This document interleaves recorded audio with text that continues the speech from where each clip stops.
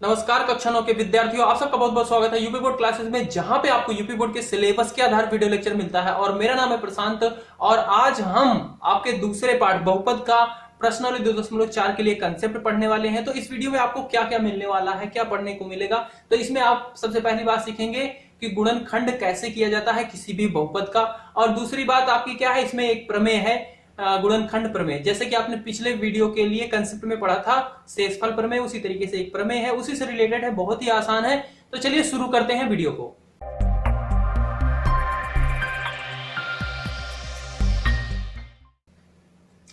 एक बार मैं रिवाइज कराता हूं आपको। शेषफल प्रमेय, शेषफल प्रमेय क्या थी? शेषफल प्रमेय याद है कुछ? बिल्कुल याद ही होगा, जाहिर सी बात है। ये क्या था कि मान लो आपके पास कोई भाज्य होता था, कोई भाजक रहता था। मैंने x माइनस ए मान लिया, आपका क्या है, ये है भाजक, और कोई भाज है ax plus B X plus C. ठीक है, इन दो दो चीजें हैं। तो क्या कहती थी शेषफल प्रमेय कि आपका जो भी भाजक दिया गया है उससे आप क्या करो, x का मान निकालो। तो इसको हम क्या करते थे, 0 के बराबर रख देते थे और यहां से x का मान आ जाता था। जैसे यहाँ पे माइनस में a है, उधर गया प्लस, यानी कि प्लस का a आ गया। तो हम इस a को इस भाज्य के अंदर रखते थे और इसे हल करने पे जो आता था वही क्या होता था, शेषफल होता था। किसका? इस बहुपद का इस बहुपद के साथ भाग करने पे शेषफल जो आएगा वो यही आ जाता था। कुछ भी आता था यहाँ पे एक्स वाई जेड, ठीक है, कोई जरूरी नहीं, 0 ही आता था। ये था आपका शेषफल प्रमेय। अब आपकी है गुणनखंड प्रमेय। इसे ध्यान समझना, उसी से बिल्कुल ही रिलेटेड है। ये आपकी है गुणनखंड प्रमेय। ये क्या कहती है, इसको आप बुक में अच्छे से आपको दिख रहा होगा पीछे की साइड। ये क्या कहती है, यदि पी एक्स घात या एन क्या है, बड़ा है और बराबर है एक वाला एक बहुपद हो और एक कोई वास्तविक संख्या हो। ये सीधा से कह रहा है कि पी एक्स कोई एक बहुपद है जिसकी घात एक भी हो सकती है और एक से बड़ी भी हो सकती है। तो उस स्थिति में अगर x माइनस ए, यानी कि ये क्या है, भाजक किसके लिए, पी एक्स का एक गुणनखंड होता है यदि पी ए बराबर 0 हो। ये कह रहा है कि अगर आप शेषफल निकालो उसका, अगर शेषफल क्या आ रहा है, 0 आ रहा है, पी ए मतलब 0, यानी कि जैसे मैं यहीं पे रखूं पी ए, यानी कि इस जहां जहां पे x है उसकी जगह पे a रखूं, तो इसकी कंडीशन में क्या होगा, अगर ये शेषफल 0 हो जाए तो जो ये है ना, ये क्या होगा, इस चीज का गुणनखंड होगा। यही चीज कह रहा है। ये पहले में बात समझ पाए कि अगर किसी आप बहुपद से किसी बहुपद में भाग दे रहे हो, अगर शेषफल 0 हो गया तो जिससे आपने भाग दिया था, यानी कि जो भाजक था उस भाज्य का क्या होगा, गुणनखंड होगा। बात क्लियर है? ओके। दूसरी बात जो कह रहा है, ये कह रहा है कि पी ए, यानी कि आपका क्या हो गया, शेषफल यानी कि 0 आया है, उस स्थिति में होता है यदि x minus A P x का एक गुणनखंड होता है। ठीक है, जाहिर सी बात है, अगर पी ए क्या है, आपका 0 है, तो जो जिससे आपने भाग दिया वो गुणनखंड होता है। ये तो मैंने पहले भी बताया था। वैसे एक क्वेश्चन भी था लास्ट वाला पिछली प्रश्नावली का, तो ये बहुत सी आसान सी बात है कि अगर शेषफल आपका क्या होता है, शेषफल प्रमेय वाले से ही देखो कि अगर शेषफल आपका क्या आता है, 0 आता है, तो आपने जिससे भाग दिया है, जिसमें भाग दिया है उसका क्या होगा, वो गुणनखंड होगा। बात क्लियर है? ओके, बस यही सी बात है, इतनी सी। बाकी इसमें आप नोट वोट मत करना कि ये प्रमेय वो प्रमेय, बस बताना था मेरे को कि ये चीज है। और ये वैसे पहले भी हो चुका है, यहाँ पे भी दे रखा है, कोई नहीं, पढ़ लेते हैं। ओके जी, इसके बाद मैं बताने वाला हूं आपको कि गुणनखंड कैसे करते हैं किसी भी बहुपद का। ये तो था, मान लो कोई दो दिए गए हैं तो उसमें पूछ रहा है कि हाँ ये इसका गुणनखंड है या नहीं, तो उस स्थिति में हम देखेंगे जैसे भी प्रश्न आते हैं। बट वास्तव में एक्चुअल चीज हमें इसमें पढ़नी है गुणनखंड करना। ठीक है, कोई भी बहुपद दिया गया है उसका आप गुणनखंड कैसे करोगे, ये चीज हमें सीखनी है। तो इस स्थिति में आपको क्या करना है, मैं एक दो उदाहरण लेता हूं यहाँ पे। जैसे मान लिया कि मेरा कोई A X square B X plus C बराबर इस टाइप का क्या है, एक बहुपद है और इसका कह रहा है कि गुणनखंड करो। ठीक है, तो इसका हम गुणनखंड कैसे करेंगे, इस स्थिति में आपको याद रखना, ऐसी अगर स्थिति है कि जो यहाँ पे x है, एक्स स्क्वायर है, ठीक है, इसमें अगर कोई क्या है संख्या, ये क्या है, अचर होते थे ए बी सी डी, मैंने बताया था, ये चीजें अगर इसमें गुणा में है तो इसको आप क्या करोगे, सीधा ले जाके सी वाले के, मतलब जो चर प्लस में लिखा होता है उसके साथ गुणा कर देना है। ठीक है, और फिर क्या करना है, जो दोनों को गुणा होने के बाद जो संख्या आई है उसका क्या करना है, आपको एलसीएम निकालना है और उस एलसीएम को इस तरीके से अरेंज करना है कि उन संख्याओं को जोड़ के ये वाली संख्या आए और गुणा करके ये आए। बात समझ में आई क्या? बिल्कुल नहीं आई, बिल्कुल नहीं आएगी जब तक कोई उदाहरण नहीं लेंगे हम। तो एक उदाहरण हम लेते हैं, जैसे C 6x² plus 17x plus 5। ये देखो इसी टाइप का है, यहाँ पे a है, इसके साथ गुणा में है। तो मैंने इसमें क्या बताया, अगर इस टाइप से है तो क्या करना है, यहाँ पे जो चीजें हैं इसको क्या करो आप इसके साथ गुणा कर दो। तो यहाँ पे क्या है 6 है, 5 के साथ गुणा कर दो, ये क्या हो गया 30 हो गया, 6 पंचे 30। अब क्या करना है 30 का आपको LCM निकालना है। LCM निकालना आपको आता है लासा, ठीक है। 2 से भाग करोगे 30 को तो 15 आएगा, 15 2 से जाएगा नहीं, 3 से जाएगा, 3 पचे 15 और फिर 5 एकम 5, यानी कि 2 गुणा 3 गुणा 5 आप लिख सकते हो। अब इन चीजों से आपको कुछ इस तरीके से अरेंजमेंट करनी है कि आप दो संख्याएं निकालनी है, जिसका आप गुणा करो तो क्या आए 30 आए, और जोड़ो या घटाओ तो क्या आए प्लस का 17 आए। ये स्थिति है। तो मैं क्या क्या कर सकता हूं, इसको 3 दूनी 5 तिहाई 15, एक 15 और प्लस 2, 15 प्लस 2 करूंगा 17 हो जाएगा, और 15 दूना 30 ये भी हो जाएगा, ठीक है। और अगर मैं इन दोनों का बनाता हूं तो 3 दूनी 6 और 6 5 11 ही होगा, तो जोड़ने पे तो आने वाला है नहीं। तो एक यही स्थिति बनेगी कि 15 में क्या कर दिया जाए, 2 को जोड़ दिया जाए 17 हो जाएगा, और 15 दूनी 30 होता है, ठीक है। तो इस स्थिति वाला हमें यूज करना है। तो क्या हम फिर लिख सकते हैं, इसको हम ब्रेक कर लेंगे ऐसे कुछ, इसको वही लिखना है, 17 को लिख देंगे हम क्या 15x प्लस 2x। बात समझ रहे हो, और साथ में आपका 5 लिखा ही है, उसको ऐसे ही लिख लेना है। अब क्या करना है, अब इन दोनों में आपका क्या कुछ कॉमन निकल रहा है, बिल्कुल निकल रहा है। यहाँ पे x एक तो कॉमन है, दोनों में है, ठीक है। और क्या है, इसमें से मैं 3 बाहर ले सकता हूं, इसमें से भी 3 बाहर ले सकता हूं, यानी कि मैं 3x क्या कर सकता हूं, इसमें से बाहर ले सकता हूं। अगर मैं 3x बाहर लूंगा तो इसमें से 3x से भाग दूंगा, यानी कि 6x² है, इसमें 3x से भाग दूंगा तो 1x से 1x इसका मर जाएगा। बात समझ रहे हो कि नहीं। और 3 दूनी 6, यानी कि यहाँ पे क्या आ जाएगा 2x आ जाएगा। बात समझ में आई क्या? बिल्कुल आई होगी, नहीं आई तो ध्यान से एक बार देखो। मैंने बोला 6x² था, 3x था। ये क्या है, घातांक नियम पढ़ा होगा नंबर सिस्टम में, जब क्या हो जिनका आधार बराबर हो और भाग की स्थिति में हो तो उसकी घातें क्या होती हैं, घट जाती हैं, ठीक है। इसकी एक घात है, ऊपर जाएगी वो क्या हो जाएगी, एक इसमें से घट जाएगी, यानी कि एक घात हो जाएगी, 2 में से एक गया 1 हो जाए, यानी कि x की सिर्फ एक घात हो जाएगी। और इसको 3 दूनी 2 आ जाएगा, और यहाँ पे 2 माइनस 1 हो जाएगी, इसकी एक घात थी वो जाके घट जाती है। ऐसी चीजें होती हैं। याद आ रही है क्या? ये देखो भाई, a की पावर m, b की पावर n, तो इसे क्या लिख सकते हो आप, a की पावर n ही, ठीक है। तो ये हो जाता है a m minus n, a की पावर m अपॉन a की पावर n। आधार क्या है, बराबर है, तो घातें क्या हो जाती हैं, घट जाती हैं, ऐसा। तो यहाँ पे क्या था, वही था, तो घातें घट जाएंगी, यानी कि 2x बचेगा, यानी कि ये 2 माइनस 1 यानी कि 2x बचेगा। बात समझ रहे हो, ये अभी बेसिक इसलिए मैं इतना बता रहा हूँ डीपली, आगे हम थोड़ा एडवांस होते जाएंगे तो फिर ओके। अब इसमें से क्या 3x इसमें से भी बाहर ले सकते हो, बिल्कुल ले सकते हो। 3 से भाग दोगे 15x है, 3x से भाग दोगे तो x से x मर जाएगा, और 3 पचे 15, यानी कि यहाँ पे क्या आया 5 आया। बात क्लियर? ओके। और फिर साथ में ये क्या है 2x प्लस 5। आपको यहाँ पे जो नोट करने वाली बात है, ध्यान देने वाली बात है, आप इस तरीके से इसमें से बाहर लेना है संख्याओं, क्योंकि जो संख्या ये बचे ना, यही दूसरे वाले ब्रैकेट के अंदर भी बचनी चाहिए, ठीक है। तो अब हमें भी दूसरे वाले ब्रैकेट में भी 2x प्लस 5 ही बचाना है। तो यानी कि इसमें से क्या बाहर ले लूं मैं, सिर्फ प्लस का 1 बाहर ले लूं, ठीक है। प्लस का 1 बाहर ले लूंगा तो 2x को 2 से 1 से भाग दूंगा तो यही आएगा, 5 को 1 से भाग दूंगा यही आएगा, यानी कि ये चीज बन जाएगी। और अगर ये दोनों ब्रैकेट के अंदर जो संख्याएं हैं, जो भी पद हैं, अगर समान रहते हैं तो आप इसी को लिख सकते हो जो इसके साथ गुणे में था, 3x प्लस 1, इसको एक ब्रैकेट में और ये दूसरे ब्रैकेट वाला एक ब्रैकेट में। यही चीज है आपकी नियम करने का, ठीक है। तो इसको आप अच्छे से उदाहरण को नोट करना। और मान लो अगर क्या होता, x के रूप में ही दिया गया हो, ठीक है, ये ऐसा हो, यहाँ पे कुछ भी संख्या a b c d अलग से कुछ ना हो, 1 ही हो, तो क्या होगा 1 का इसके साथ गुणा हो जाएगा, जाहिर सी बात है। तो यानी कि जो संख्या रहती है हम उसी के साथ कर लेते हैं, जैसा भी हल होता है। इस जैसे मान लेते हैं कि x² 12x प्लस 6 ऐसा कुछ होता, ठीक है। तो हम क्या करते, इस 6 का ऐसा खंड करते कि जिसे जोड़ने घटाने पे 12 आए और गुणा करने पे 6 आए, ठीक है। समझ रहे हो, ये बताने के लिए ले रहा हूं, वैसे इसका होगा नहीं, जो भी आएगा फ्रैक्शन में आएगा, जैसे भी आता है। तो इस टाइप से आपको करने हैं प्रश्न। बात क्लियर हुई। इसके बाद मैं उदाहरण बताता हूं और फिर प्रश्नावली की ओर बढ़ते हैं।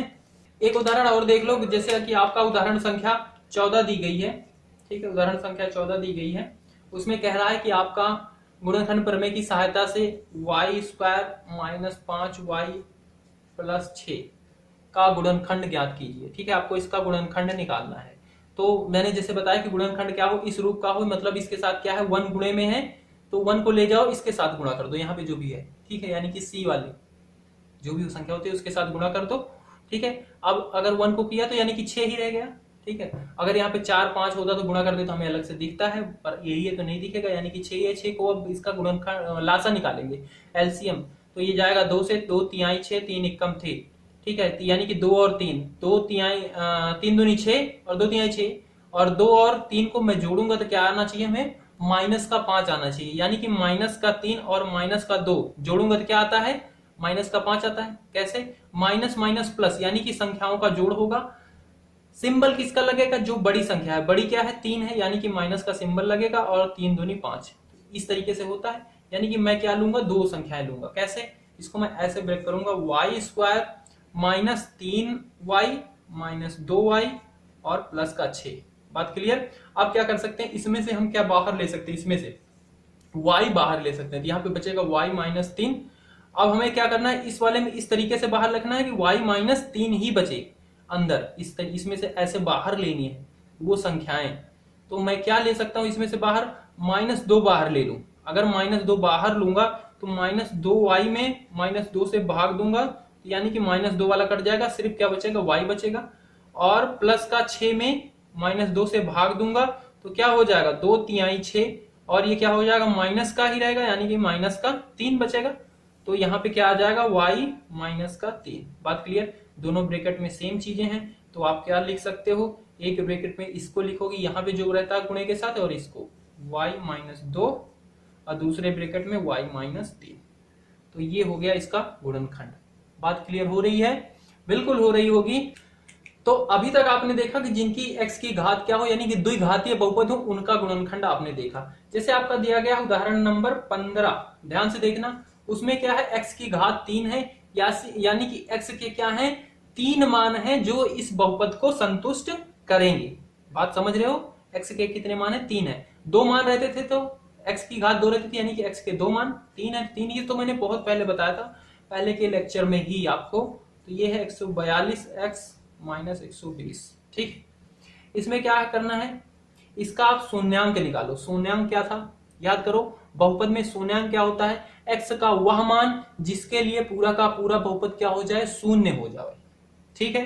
तो ऐसे प्रश्न अगर हैं 3 है 4 है तो उनके लिए सबसे पहले आपको शून्यांक ही निकालना पड़ेगा। और शून्यांक कैसे निकालते हैं हम, हिट एंड ट्रायल करके, मतलब x का मान हम रखते हैं अलग अलग संख्याएं और देखते हैं किस पे ये पूरा का पूरा शून्य हो रहा है। तो अगर मैं इसमें x की जगह पे रखूं प्लस का 1, देखता हूं प्लस का 1 रख के, तो यहाँ पे अगर मैं प्लस का 1 रखता हूँ, x का मान प्लस 1 रखता हूँ, तो ये 1 का क्यूब माइनस 23 गुणे 1 का वर्ग प्लस 142 गुणे 1 माइनस 120, ठीक है। तो यहाँ पे 1 ही बचेगा, और ये हो जाएगा माइनस का 23 ही हो जाएगा, और ये 142 ही हो जाएगा, ये 120 ही हो जाएगा, ठीक है। अब देखो, इसको और इसको मैं जोड़ूंगा तो ये कितना हो जाएगा, और इसको धनात्मक को लेके एक साथ कर लेते हैं, ऋणात्मक को लेके एक साथ, तो ये 142 143 हो जाएगा, और ये माइनस का है, ठीक है। माइनस, दोनों माइनस माइनस माइनस ही होंगे, दोनों संख्याएं जुड़ेंगी, माइनस माइनस प्लस होंगे, दोनों संख्याएं जुड़ेंगी। और सिंबल किसका लगेगा, जो संख्या बड़ी है, यानी कि 120 बड़ा है, यानी कि माइनस का सिंबल लगेगा। 3 हो जाएगा, 4 हो जाएगा, 1 हो जाएगा, यानी कि ये क्या हो गया, 0 हो गया। यानी कि x का एक मान क्या है, 1 है, जिसके लिए ये पूरा का पूरा बहुपद क्या हो रहा है, शून्य हो रहा है। तो एक शून्यांक आपको पता चल गया। इसका मतलब क्या है कि आप इसको अगर 1 को इधर लाऊं मैं, तो ये क्या हो जाएगा, x माइनस 1, यानी कि एक गुणनखंड ये है x माइनस 1, जिससे अगर मैं इसमें भाग दूं तो ये पूरा का पूरा भाग चला जाएगा। बात समझ रहे हो, ओके। इस तरीके से होते हैं ऐसे वाले प्रश्न, थोड़े से कॉम्प्लेक्स हैं, बाकी आपको एक इसका पता चल गया, ठीक है। एक गुणनखंड तो ये है x माइनस 1, ठीक है। और कितने गुणनखंड होते हैं किसी बहुपद के, जितनी उसकी घातांक होती है। यहाँ पे 3 है यानी कि इसके 3 गुणनखंड होंगे, ऐसे ऐसे, ठीक है। x के 3 ऐसे मान होंगे जिसके लिए ये शून्य होगा पूरा का पूरा। तो एक तो आपने निकाल लिया। अब दूसरे तीसरे के लिए आपको हिट एंड ट्रायल नहीं करना है, आप क्या करो, इससे इस पूरे में भाग दे दो। भाग देने के बाद, ठीक है, जो शेषफल बचेगा, ठीक है, जो शेषफल बचेगा उसको आप फिर आप वो द्विघातीय बहुपद ही बचेगा शेषफल, ठीक है। इसे आप भाग दोगे, अगर इससे आप इस पूरे में भाग दोगे तो इसका जो, सॉरी शेषफल नहीं, भागफल, जो भागफल बचेगा वो द्विघातीय बहुपद ही बचेगा। अगर मैं इस पूरे में इससे भाग दूंगा तो इसका जो भागफल बचेगा वो x square minus 22x plus 120 बचेगा। और फिर इसका आप गुणनखंड कर सकते हो, ठीक है। और इसका गुणनखंड कैसे करते हैं, जैसे भी सीखा आपने उस तरीके से गुणनखंड कर लोगे, दो आ जाएंगे तो एक गुणनखंड ये हो गया, फिर वो दो आएंगे, उन सबको आप गुणा करके ऐसे गुणन के रूप में लिख दोगे और वही हो जाएगा इसका गुणनखंड। बात समझे? इसको किस, प्रश्नावली 2.4, ठीक है। इसमें दिया गया है पहला प्रश्न, बताइए कि निम्नलिखित बहुपदों में से किस बहुपद का एक गुणनखंड x माइनस x प्लस 1 है। बात समझ रहे हो? अब यहाँ पे देखो 3 घात वाले 4 घात वाले दिए गए हैं बहुपद, पर एक कह रहा है कि एक जो गुणनखंड दिया गया x प्लस 1 किस बहुपद के लिए है, किस बहुपद का गुणनखंड है और किसका नहीं है, ये चीज आपसे पूछ रहा है। तो बताओ कैसे करोगे आप इसको। क्या होता था, कोई अभी जैसे मैंने इसके पहले वाला एक उदाहरण बताया, उसमें क्या लिया मैंने, एक शून्यांक निकाला था, उससे हमने एक गुणनखंड निकाला था। शून्यांक निकालने का क्या मतलब था कि उसमें हम उस x का मान रखते थे, पूरा पूरा बहुपद 0 हो जाता था, तब हमने बोला कि ये इसका शून्यांक है और ये इसका गुणनखंड है। उसी तरीके से आपको यहाँ पे भी करना है, ठीक है। जैसे कि पहला दिया गया है, पहला पूछ रहा है कि x cube plus x square plus x plus 1, कह रहा है कि इसका ये x प्लस 1 गुणनखंड है या नहीं। यानी कि आप इससे भाग दोगे तो ये पूरा पूरा चला जाएगा कि नहीं। चला जाने का क्या मतलब, कि पूरा जाने का मतलब ये है कि शेषफल शून्य हो जाना चाहिए। तो यहाँ पे आप चाहो तो शेषफल प्रमेय लगा सकते हो। यहाँ से आप सीधा सीधा इसको 0 के बराबर रखो, यहाँ से x का मान निकाल लो तो -1 आ जाएगा, और इस -1 को आप इसमें रखो। अगर इसका शेषफल शून्य आता है तो आप लिख दोगे कि इस बहुपद के लिए ये गुणनखंड है, अगर नहीं आता है तो लिख दोगे नहीं है। बात समझे? तो हम इसका हल कर लेते हैं भाई। पहले के लिए हमने क्या किया, ये आपको दिया ही गया है, x प्लस 1 बराबर 0 रखा, x का मान -1 आया।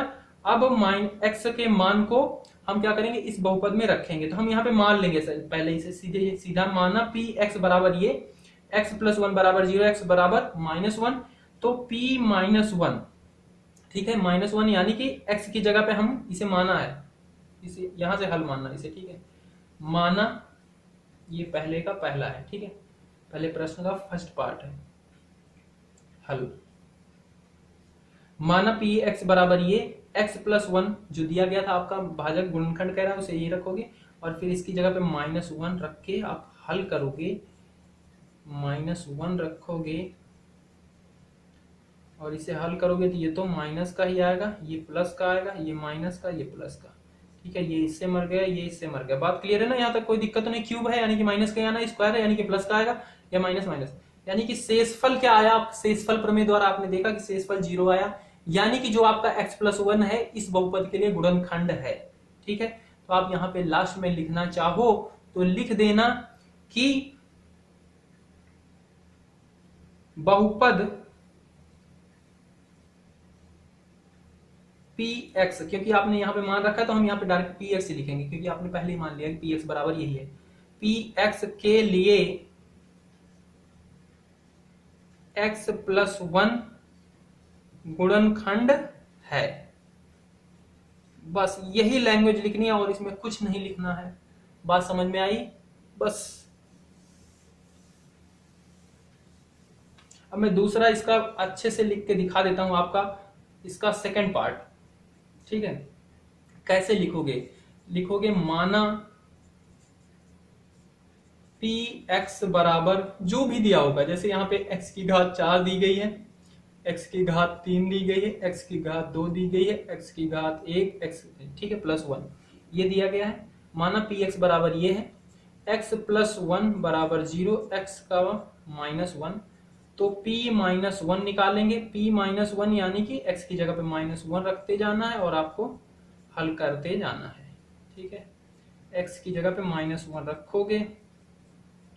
ठीक है, x की जगह पे x की माइनस वन का घात 4 करोगे यानी कि प्लस वन हो जाएगा। ठीक है, minus one into minus one into minus one into minus one करके देख लेना। माइनस माइनस प्लस, फिर प्लस माइनस माइनस, फिर माइनस प्लस माइनस माइनस, फिर प्लस, तो ऐसे हो जाएगा। और अगर आप क्यूब करते हो तो क्या आता है, माइनस ही आता है। ठीक है, और ये फिर वर्क करते हो तो प्लस आता है, फिर माइनस है, फिर प्लस है, तो प्लस माइनस मर गया, प्लस माइनस मर गया, यानी कि वन आया। यानी कि इसका शेषफल क्या बचेगा, अगर आप इससे भाग दोगे इसमें तो शेषफल वन आएगा, यानी कि ये चीज इसका गुणनखंड नहीं है। तो बहुपद px के लिए x प्लस वन गुणनखंड नहीं है। अब मैंने px क्यों लिखा, क्योंकि px मैंने यहां पे माना है ये चीज, पूरी बात समझ रहे हो ना, ये चीज होता है मानने का, वरना मेरे को पूरा लिखना पड़ता है ये, तो गुणनखंड नहीं है।